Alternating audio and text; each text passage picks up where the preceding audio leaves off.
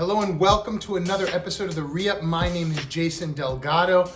It has been a while, but it has been a wild beginning to 2024. I'll tell you, between the aliens and the tunnels and the Cat Williams blowing up every celebrity, it's been just a wild, wild ride. Epstein lists, everything. It's just been crazy, but it's good to be kind of in a bit of a semblance where I'm sort of settled and back into the groove.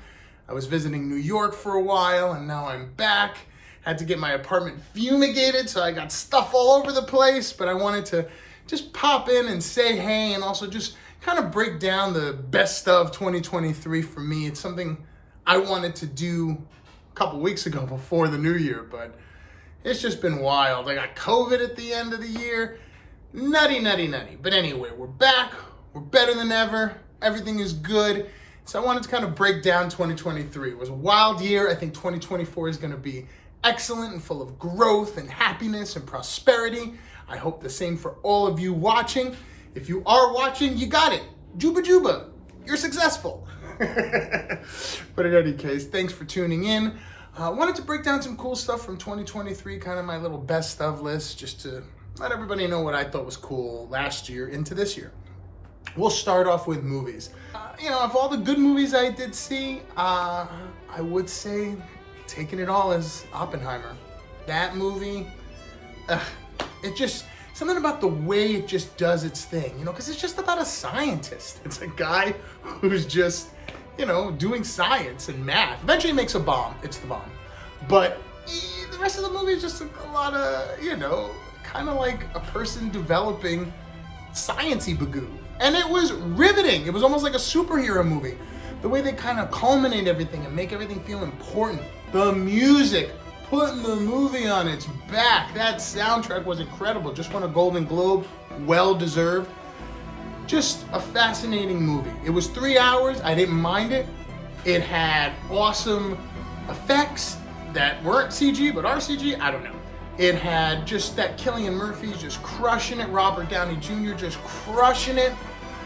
I love the way it was shot. I love the way it presented. I love the movement, the pacing, that music, the way it made everything feel so important. I know if you're maybe on the fence about science-y, whatever, old school movies, I think Oppenheimer is peerless, a masterpiece, truly. Really great movie. Next thing I wanted to get into is books. Who reads? I read. I like books. I've read a couple books this year. I would say some of the books I thought were good started off really great and then kind of petered down. I read a book called Everybody Knows. That was a really great read. Jordan Nestor, I believe. I might be messing that up, but I will put the person's name or book cover in the video. But, that was really good. Just great writing. Started off very compelling. It was like an LA noir thing, but kind of teetered off at the end for me. Read a couple self-help books that I thought were really great. Psycho-Cybernetics, which I had never read in full, thought it was great. Atomic Habits, which I thought was terrific. But I'll be honest with you, my book of the year was a little book. It's about 50, maybe 60 pages long, in truth. And it was called As a Man Thinketh by James Allen. It's a self-help book, so it's to make you feel better. But it was written in 1920, I'm gonna say, maybe 1928. So you're like, how could that help me now? There's internet. It was amazing. What I like about it is because there was no internet or cars. No, there were cars. But because it was kind of written in this time when, you think like they didn't have anything to worry about but like farming and making the stock market and building things. But no. The problems that they had in the 1920s are the same problems that I think a lot of people face now. Where it's like, how do I get myself out of a funk? How do I manage with, what I believe I should be doing to what I'm doing, to what I believe I should be, to what I actually am, to what I want, to how to get it. And As a Man Thinketh really gets to the root of it. It really talks about sort of how everything is mental, like every book says.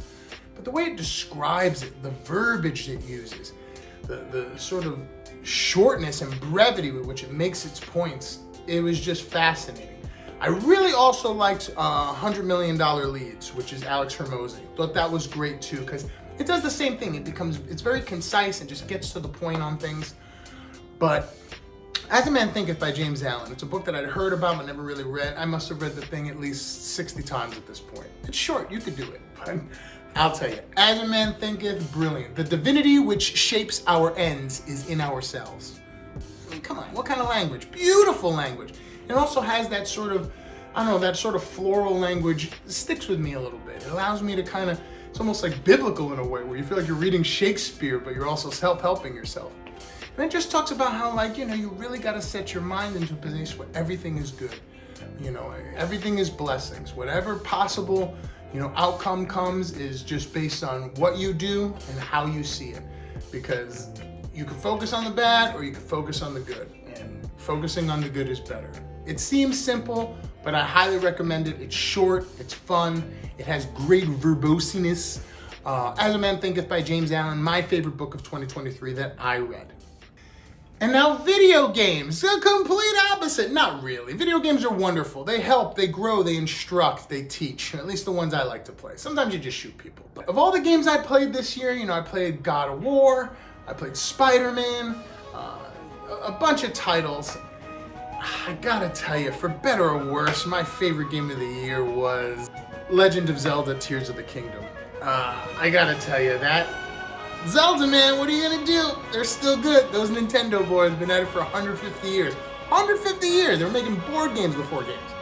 But yeah, Zelda, Tears of the Kingdom, it's one of these games where sure, you're a little, Link, this little character just traveling through the world, trying to save the princess, pretty basic stuff, but just the way it goes about its thing, and the way it sort of makes every scenario something that is challenging and fun and kind of a puzzle. Just to get up the hill. You only have a certain amount of stamina, but you have all these little tools that you can use to build something to get up the hill.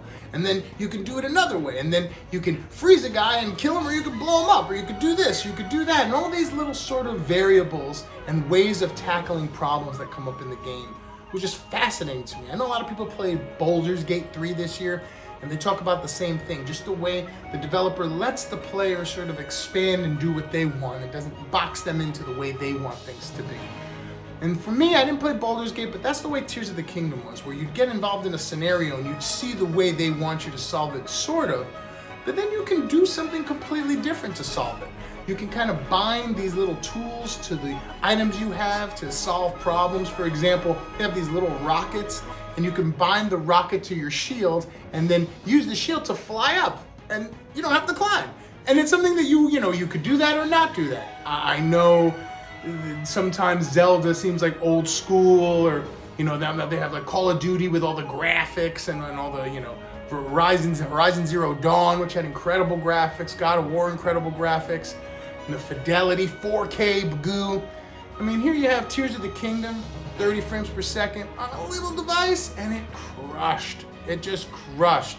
Even though the controls were a bit antiquated, and I felt sometimes it was a little bit a little too old school.